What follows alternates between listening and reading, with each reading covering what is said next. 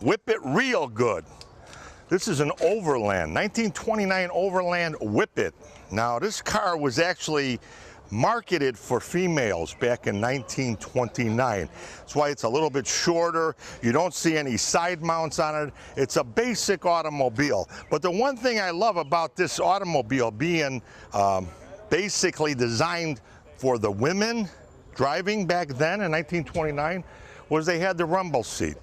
Cute thing about the rumble seat, when they first started with rumble seats in automobiles like this, they called it the mother-in-law seat.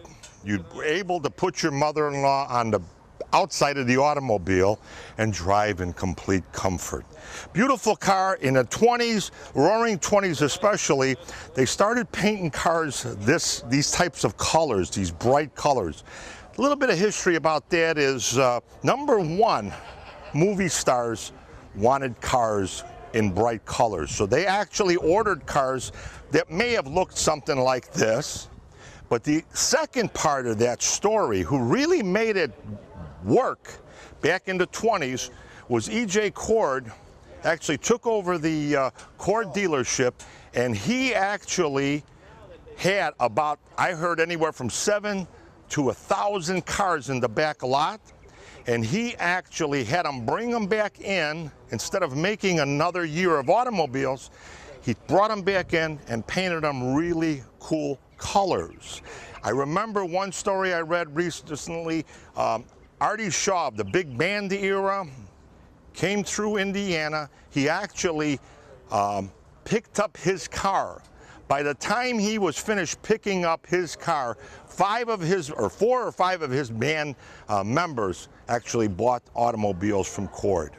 Wonderful car. We're at Father's Day. I had to do this one, folks, because I came over here, I asked Al a question about today's show, and Al goes, I know about you. I gave him a card. RichieZ.com is our website. And he goes, I know you. I watched your show yesterday. So Al, thanks for watching our show, and what a beautiful car. 1937 LaSalle. This automobile in the General Motors line has amazing history. In fact, it was during the era of Harley Earl, probably the most unbelievable automobile designer in the history of the automobile. Take a look at the styling on this 1937 LaSalle. But LaSalle and Cadillac were very, very similar. The only thing, LaSalle was a little less expensive than Cadillac in the General Motors line. Well, Harley Earl was the one that actually made the decision to take LaSalle out of the lineup in the General Motors line.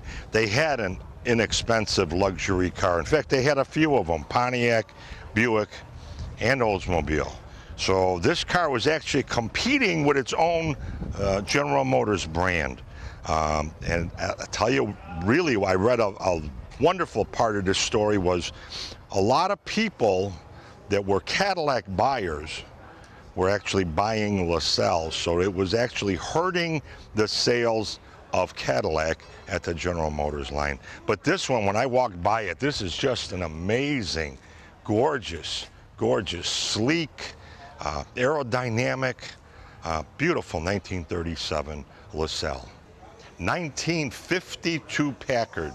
Folks, I've done a lot of car shows, and I think some of you have heard me mention Packard. Packard has always been one of my favorites. When I was a kid, I remember Packard being around. But Packard was very, very popular in America from 1899 to 1958. And then the Soviet Union actually bought Packard and they took it out there. But this is a gorgeous 1952 Packard. This was considered a luxury car from the very get-go in the automobile industry. But to have a 52 Packard convertible with factory air conditioning, this is extremely rare. What a beautiful 1952 Packard. 1948 Tucker. Probably the most interesting automobile ever built in the city of Chicago. Saying that is kind of something because at the turn of the century, we had 100 manufacturers of automobiles in Chicago, Illinois. But this was in the 40s. Princeton Tucker actually came up with this concept, this idea. Now, there was movies made about it, a lot of controversy throughout the years. I'm going to tell you a little bit about Tucker, and everybody always says, well, he didn't make it because the big three took him out. That was a piece of the story, I'll give you that. But the major fact of the story was he didn't have any money. He raised anywhere from $42 to $48 million from everything I read from history. Well, back then in the 40s, it took GM or Ford about $300 million just to retool the plant for a new car.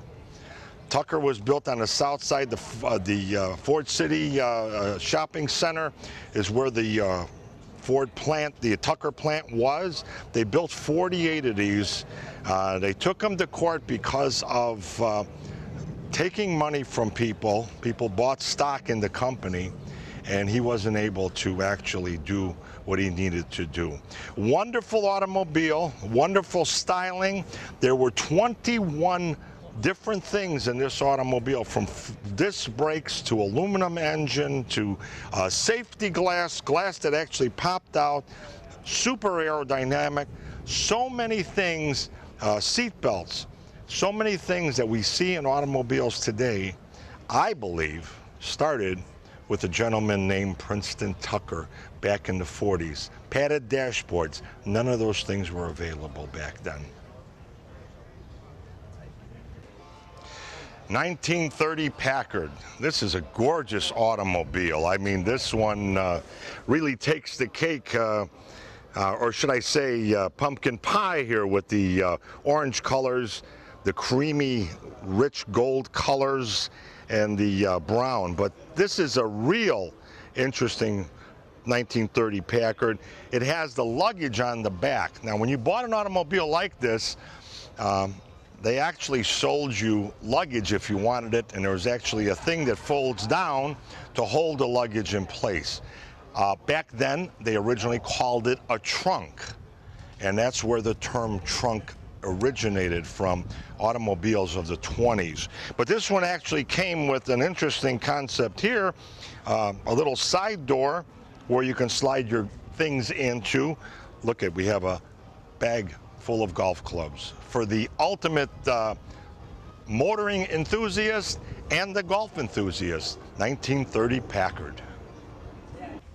I'm here with Bob. Now, Bob, you've been my friend for, I've been doing this 26 years. And at least 26 years, right? And yes, you have been. Yeah, Bob right. is a class act. You're always here at this Father's Day show every year. You guys always bring out the sunshine and beautiful automobiles. How do you like that? You know, we got a special pipeline on this one. This is unbelievable with all the rain we've been having lately. But this 26 Rolls Royce, tell me a little about it. Well, this is a Phantom 1 Rolls. It was built in Springfield, Massachusetts. It's an American-built Rolls Royce, and they built them here until the early 30s. The body is by Brewster, which was a body company in New York. The car ultimately was owned by Constance Bennett, who was a very big movie star in the 1930s.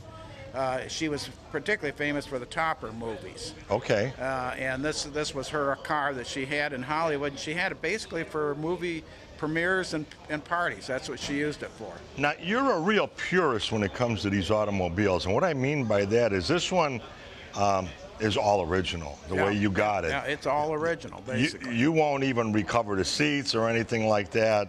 You know, I probably should recover the seat, but I don't think I'm going to. I like leaving the car all original. That's what I mean. You're a purist, and you like it. I like the history. Right. And you know what? There's something to be said about every part of the auto industry. The guy that wants the trailer queen, yeah, and the one that wants something that's all original, so you can, like you say.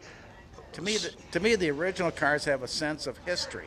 Right. And that sense of history gets lost in a complete restoration. Bob, to the next 26 years, I hope you're still my friend 26 years from now. I'm planning on it, my friend. Nice to see you today. Thank you. 1903 Oldsmobile. This is a car in the General Motors line. This is actually the oldest manufactured automobile, was Oldsmobile in the General Motors line. Rancid Old was the first car and made that had the GM trademark. One of the first to go back in the early 2000s. But another thing, a lot of you know I do history and I've done a lot of stuff on radio and that. I told the Henry Ford story, the assembly line and all of that, the Rouge plant. People actually said something to me, well, he wasn't the first to have an assembly line. The story goes like this, folks. Rancid Olds was the first to have an assembly line in the automobile industry. But Henry Ford was the first to perfect the assembly line in the automobile industry. But this is a great automobile. Let me just mention one thing. We're at the Father's Day show in Oak Brook, Illinois. I've been doing this show off and on for the last 26 years. And you know what? It never ceases to amaze. I tell everybody about this show, and here's one of the reasons why. This automobile, I'm sure, never looked this good when it was first made back in 1903. But the gentleman that owns this restored it to perfection. And this is a trailer queen, we call it in the industry, but it is a gorgeous part of the automobile industry, a gorgeous part of the Oldsmobile history. 1930 Cord.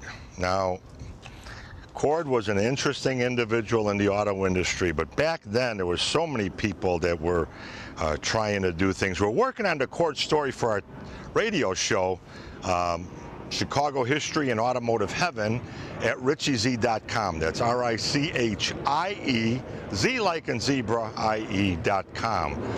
You can hear all the wonderful automotive and Chicago history stories, but the Cord story is just overwhelming with information in that.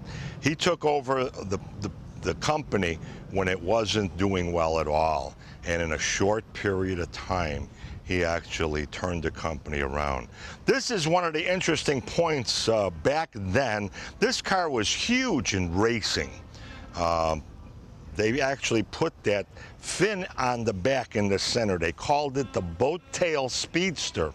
The reason for that boat tail was in races, if you got real close, and to this very day it works, if you get close to the guy in front of you, you're actually caught up in his tailwind, and he's actually drawing you through the race. By putting in this back in 1930, they eliminated that drag on the back and made this a lot faster than it was before, not pulling the car behind it.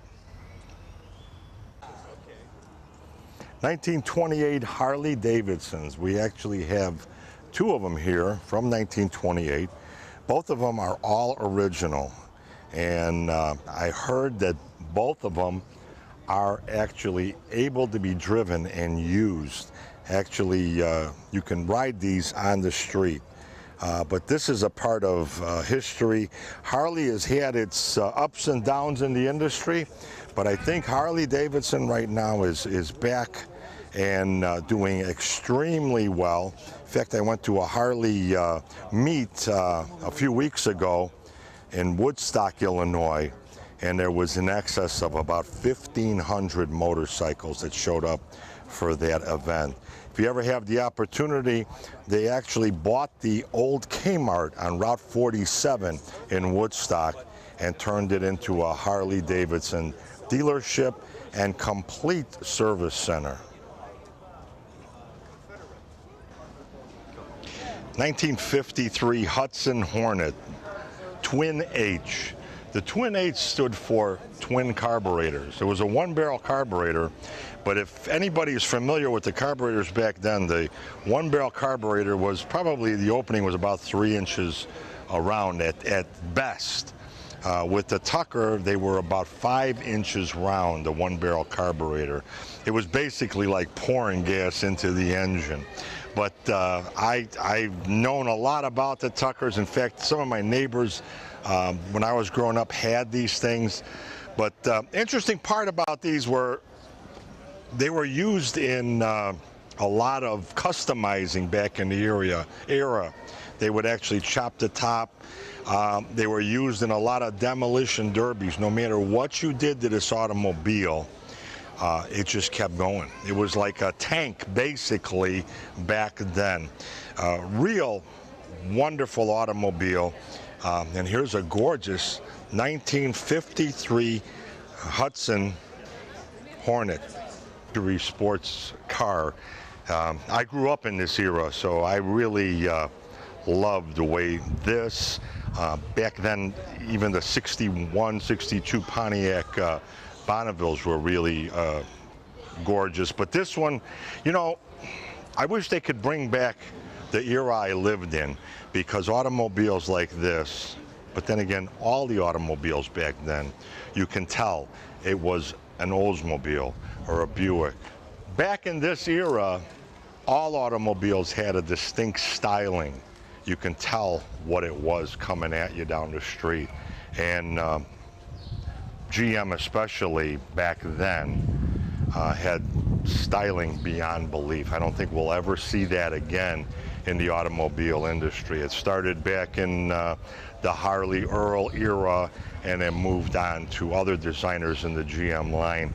But this is a gorgeous automobile. I remember they came out with the bucket seats and the console. Just so many interesting features. 1962 Oldsmobile Starfire, a real gorgeous automobile. 1967 Pontiac GTO. GTO has a very interesting history. Pontiac. In fact, let me start out with the beginning of GTO in the Pontiac line.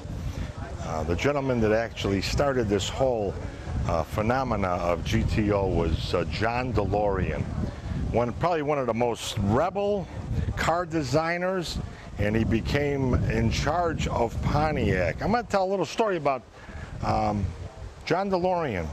When he took over Pontiac back in the late 50s, I think General Motors was contemplating maybe even getting rid of Pontiac because it was just going along. They weren't doing great numbers or anything. I think that they put DeLorean in charge because if they took it down, they could blame DeLorean. Well, back in the 50s, late 50s, they came out to 389 with the 3 deuces, 2 4-barrels, and they started winning races. It was the beginning of the muscle car era, and John DeLorean fell into something he loved and adored. In fact, a Pontiac Tempest was where he first put that 389 into back in the early 60s. I believe it was 61, 62, and the car basically would fly. Well, by 63, 64, they came out. They took a Tempest, but they actually put the GTO logo on it, and the rest was history. A couple top things about GTO. This one here, the 1967, I think had the prettiest body lines of its era, of the 60s. The taillights were just gorgeous. But 1970, there was a television series called Laugh-In, and they had Flip Winston running across the stage yelling, "Here comes the judge, here comes the judge." Well, let me tell you something. John DeLorean got the idea from Laugh-In to do the Judge GTO. Wonderful history. I think this is one of the sexiest, most attractive looking GTOs ever made. The 1967 GTO by Pontiac. After World War II, when the GIs came back to America from Europe, they brought back a lot of the European sports cars. While they were out there in the war, they actually drove a lot of these cars and fell in love with them. This is probably one of the top 3 automobiles. Austin Healey was just an amazing automobile as far as handling, maneuverability, and fun to drive in that, but also it was extremely sexy. And you've heard me use the term sexy in today's show. Boy, automobiles are like ladies. They all have something that appeals to someone. And we grew up in a real interesting time. This was my era with automobiles, and seeing these automobiles on the street, being able to ride in them, and then when I was able to get my driver's license and drive some of them, the interest in these cars just grew and grew and grew, from the looks to riding in them to actually driving and owning some of them. This is a gorgeous 1961 Austin Healey. 1958 Pontiac Parisian. I'm here with Dave. Dave, I met you a few years ago. This is an amazing story. I want you to be short and sweet, but I want you to tell me about this. Is a gorgeous car. This is really unique, rare, but it's really, really pretty. Tell us a little bit about it. Well, my love with 58 Pontiacs began actually in 1958 when my father was looking for a new car at that time. And he went to a bunch of dealers looking at different makes of cars. And he went to a bunch of dealers looking at different makes of cars. And came home with a bunch of promos that they used to give away to prospective car buyers. And one of them was 58 Pontiac. And I just cherished that thing. I loved cars back then, and loved that promo, and always thought someday I'd like to have one. And about a year ago, I went to the Auctions America classic car auction in Auburn, Indiana, and I actually went there to look at a different car, and this car just happened to be parked next to it in the staging area. And when I saw this car, I said, forget the other one. I fell in love with this one. And I was fortunate enough to be the winning bidder on it. And this is not an American car, though, right? It was actually built in Canada, right? Very rare. Give me a little bit on the stats on that. Yeah, it was built in Oshawa, Canada, which is right across the border from Detroit. And they had one plant there that built all the GM cars on the different names for Canada. They weren't able to bring American cars up there. I believe it was for tax purposes. They couldn't afford to bring American cars up there. There was a big duty on them. So they built their own cars up there, and they had to give them different names. So the top of the line became the Parisienne in 1958, and it was basically known as the Canadian Bonneville. It was very similar to the Pontiac Bonneville, but because it was built in this Canadian plant that made mainly Chevys, it came on a Chevy chassis and drivetrain. But there were different body styles. There were different things on this were really distinguished it from being an American car, right? Not just the name, or no, appearance-wise, they were very identical. The wheelbase, being its Chevy chassis, was maybe 4 inches shorter than the American Bonneville, but everything else looks identical. But they did have to use their own special Parisian body panels because the American Bonneville body panels would not fit on the Chevy chassis. So the body panels on this car. So it was a little modified here and there. How many of these did they make? Because I've never seen one of these, and I've been loving automobiles for 50 years. They only made 759 Parisiennes in 1958. It was the first year. So if we're lucky, we maybe have 7 or 10 left in existence. Well, they made 759 total. Of that, probably about 100 were convertibles. So yeah, you're talking about just a handful of cars. Gorgeous car, Dave. Thank you. And I was hoping I'd run into you again with this gorgeous automobile. 1958 Pontiac Parisian, which was built in Canada, but it's found its way back home here to Oak Brook, Illinois, Father's Day car show. Now I know where they got the term Pink Lady from. That's a drink that became popular in the 50s. I think they took it from this automobile here, a 1955 Ford Sunliner. This is a real interesting automobile. Back in the 50s, Ford Motor Company was struggling, but in 1955, there was a gentleman that took over Ford Motor Company, and his name was Lee Iacocca.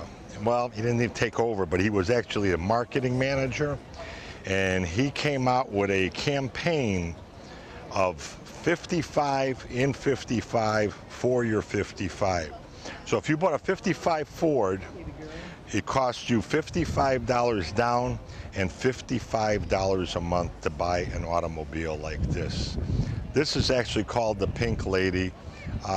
Two wonderful people behind the car. I don't know if we can see them or not, but they both have pink on, and they're reliving a little bit of their youth. You know, a lot of people in these shows will actually come here, and with their automobiles, they will relive a little bit of nostalgia. This was a great time. They have the tray on the side of the car where they used to go, and car hops would come up to your car and that. Beautiful car, beautiful era, 1955 Ford convertible Skyliner. 1966 Imperial Crown. Now, if you've ever watched the Green Hornet TV series, it wasn't a convertible, it was a four-door, but they actually used the Imperial, Chrysler Imperial for the Green Hornet. But this is, I've been looking to do a little, shake it up a little bit in the television industry. This is very rare. I have not. 1960 Buick LeSabre. They actually made an Invicta also that was basically the same body style, but it was a little more luxurious. But this is one of the largest Buick convertibles ever made. 1960 was the last time you see something this large in the Buick line. They started downsizing the automobiles. But that being said, when you take a look at it, they talk about sometimes aerodynamics now like they invented it. Take a look at this car, how sleek it is, the body lines, everything's rounded. Even the windshield is rounded. It comes up the cowl and rounded around the edges. Very, very stylish. This was part of the Harley Earl design in General Motors. You know, I wonder what Harley Earl would actually do if he came back today and saw what Bob Lutz and the gang of destroyers did to General Motors after Durant and Earl, what they did building the thing. I think there'd be a lynching in the town square. But this is a gorgeous, all these cars here, we're at Father's Day in Oak Brook, Illinois. This has been going on for over 40 years. So next year, folks, if you want to take Dad out for something he'll really enjoy, bring him to Oak Brook, Illinois, the shopping center, the mall, and spend a day looking at gorgeous, gorgeous automobiles. I'm Richie Z for Automotive Heaven. Thank you for watching. Seen one of these in years at the auctions going through, or at even any of the car shows that we do. So it's a beautiful 1966 Imperial convertible Crown.